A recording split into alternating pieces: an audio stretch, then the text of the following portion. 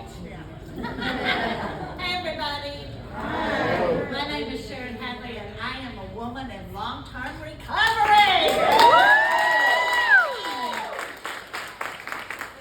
The thing is, I haven't had any drugs or alcohol or been involved with the criminal justice system since July 23rd, 2012. As an alumni of the Brigid program, I am so excited and grateful to have this opportunity to come speak to y'all, and I thank Loretta Ray for inviting me to be here tonight, and I'm especially excited about the theme of tonight's graduation, Oh, the Places You'll Go. I remember reading that book with my daughter and getting really inspired and excited, not just for her, but also for myself. You know, the possibilities seem endless, where life is going to take her and I. When I was a college student, I had such high hopes and dreams for myself. Okay, she should turn her. And my future, at that time, it seemed almost impossible that I would fail. I was so well able and capable, it seemed I could do anything I put my mind to. I had already had the privilege of traveling extensively, and I spent a lot of time thinking about the wonderful and fantastic places my life would take me. The possibilities were endless. But as the book says, bang-ups and hang-ups could happen to me. And I was left in a prickly perch. Shortly after commencing college, my substance use disorder took me all the way out. What had started as recreation became an obligation. Joy, where you at? As time passed, I began to experience incarceration, homelessness, recidivism, and ultimately hopelessness. I lost everything. I was incarcerated 14 times, and I was convicted of felony 7 times. I was baffled. I did not understand how this happened to me, but my life had slipped through my fingers. It was gone. It was over for me. What had first seemed like a truly bizarre chapter in my life was becoming clear as the end of my story. Each time I was arrested, I was detoxed. Each time I was released, they said, "You'll be back." No one ever looked at me and said, "This is a very sick woman with a brain disease that's trying to kill her." They said, "This is a recidivating offender. Let's give her a longer sentence. Maybe she'll figure it out." That's TDC, treatment for substance use disorder. I was not offered any training or resources on how to re-enter citizenship successfully. Every time I was released, I had lost more and more of my recovery capital, and my chances of success grew slimmer. That was until Amelia Murphy, a recovery coach from Santa Maria, came all the way into the prison and gave me the hope and courage to try change. She said it wasn't over for me, and that what God had in store for me was going to blow my mind. She said, "You don't know what you're doing, or you wouldn't be sitting in that chair wearing white." And I was like, she's right.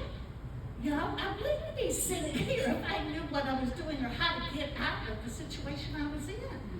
She said, "You can't do it by yourself, but I'm going to help you." I said, "Man, I'm coming with you." And I grabbed hold of her, and I went wherever she said, "Go." You know, I did everything that was suggested to me by the people God had placed in my life for my protection and direction. I had to try recovery. I certainly had nothing to lose. I went from prison to treatment and treatment to the Salvation Army. I spent 8 months there, and that's where I met Loretta. Y'all, I had never even turned on a computer. I'd never used a smartphone. I didn't know how to type or apply for a job. I had no job skills, no job history, 7 felonies, no teeth, and I was almost completely deaf. I was terrified. But with Miss Loretta's instruction and the support of all the other staff and volunteers like Joy at the Salvation Army, I was able to learn computer and job skills, life skills, get a job, and work my 12 steps. And that's when I came to Brigid's Hope. I felt I had built a really strong foundation for my future. And I was much more hopeful than when I got out of prison, but there was still so much to do. And I only had a year to do it. The year that I spent in Brigid's Hope was the fastest year of my life as the graduates, okay, right? I didn't know who I was or what I wanted to do, but Brigid's Hope did so many things to prepare me to successfully live a self-directed life. I was given a mentor who was picked specially for me, who worked closely with me to develop monthly goals, offered me encouragement and support, and reintroduced me to the world of fine art. I have a degree in fine art, and for her to take me back to the museum was like being a reunion with some very old and dear friends. Something woke up in me that had been asleep and dead for so long. And that happened over and over in Brigid's Hope as they kept introducing me to new things and new people, going to the ensemble and the Abbey Theater. And y'all, I had been eating either jailhouse food or dollar hamburgers for so long, I literally forgot how to feed myself. They taught us how to cook.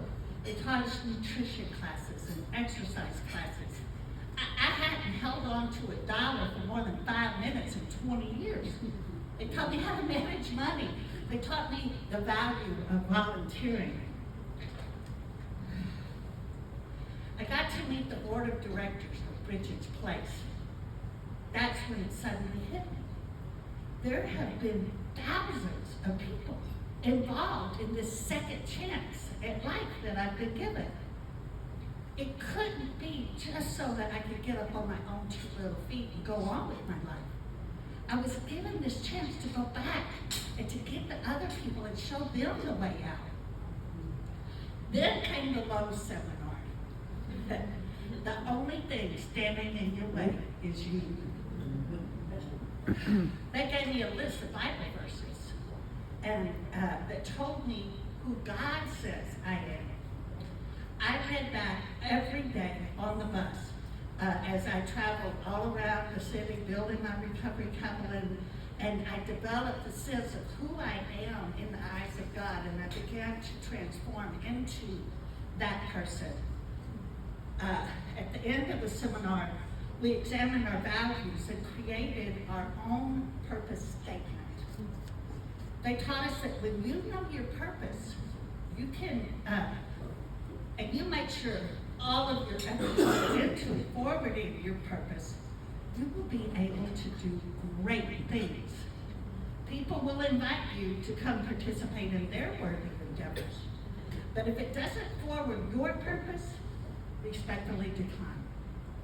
I borrowed from Dr. Martin Luther King Jr., and I chose my purpose statement as life's most persistent and urgent question is, what are you doing for others?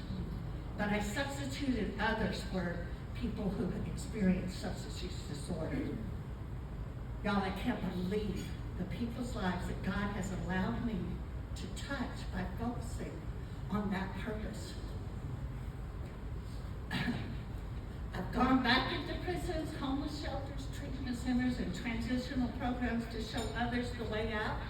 And I have been blessed to help thousands of people make deep and effective changes in their lives. I've gone to the state capitol and lobbied with senators and House of Representatives to change laws that make recovery possible for more people. I've been able to go to Washington. I met the Lieutenant Attorney General and spoke to them about recovery. I've served on board of directors, and don't get me wrong, y'all. It's not me or my power that did these things, but the power of God and the power of recovery. that gave me this gift. My recovery has taken me to places beyond my wildest dreams. When I was growing up, I felt pregnant with purpose and passion. I felt very strongly that I was going to do something amazing with my life. As I sat feeling hopeless in prison last time, feeling as if my life was over, I thought, well, I guess I was wrong. Little did I know that all of the pain and despair I had experienced was preparing me and qualifying me for the purpose God had in store for me.